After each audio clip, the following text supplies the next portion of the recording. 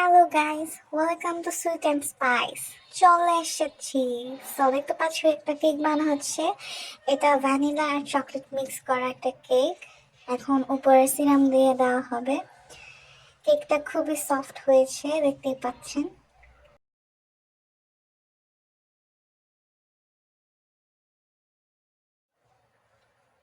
এখন কেকের vanilla অংশটুকুতে vanilla cream দিয়ে নেওয়া হবে। এখন হোয়াইট চকলেট সিরাপ দেওয়া হচ্ছে ভ্যানিলা অংশটুকুর উপর। এটা এখন মিক্স করে নেওয়া হলো।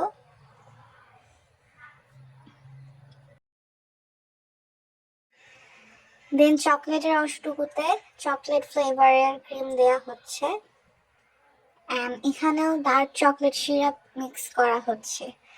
দেন এটি মিক্স আপ করে একটা ফিনিশিংয়ে আনা হবে। এখন ভ্যানিলা অংশটুকুতে হচ্ছে হোয়াইট চকলেট আর চকলেট অংশটুকুতে ডার্ক চকলেট ইউজ করা হচ্ছে। এখন এটার উপর আরেকটা পার্ট বসানো হলো।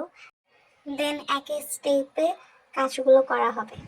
আবার এখন সিরাপ দেওয়া হবে কেকের উপর, যাতে কেকটা সফট থাকে আর স্মুথ হয়।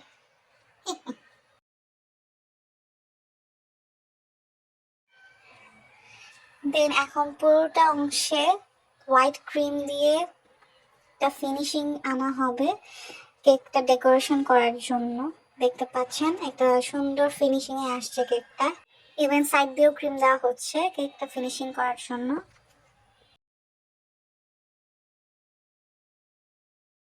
এখন ক্রিম দিয়ে সে একইভাবে কেকটা পুরোটা ডেকোরেশনের জন্য ফিনিশিং এ আনা হবে। উপর দিয়ে সাইড দিয়ে ক্রিম দেওয়া হচ্ছে।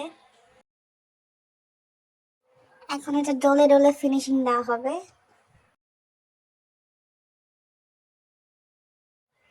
এখন কেকের উপর ডার্ক চকলেট সিরাপ অ্যাপ্লাই করা হচ্ছে। এটা অর্ধেকটুক ডার্ক চকলেট সিরাপ দিয়েই থাকবে আর বাকিটুক এই একই ডিজাইনে থাকবে। এখন দুটো টপার বসানো হবে, পাতার টপার।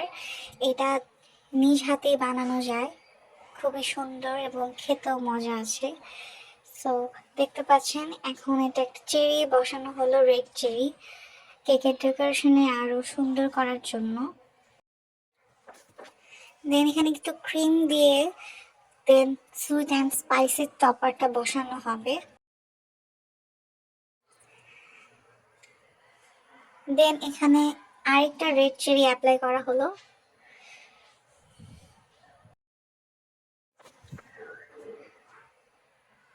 ওয়াও, এত সুন্দর কেক তৈরি হয়ে গেল। এখন দেখতে পাচ্ছি এরকম মজা কেক খেতে আপনারা জলদি ইনবক্স করুন সুইট অ্যান্ড স্পাইস। টাটা।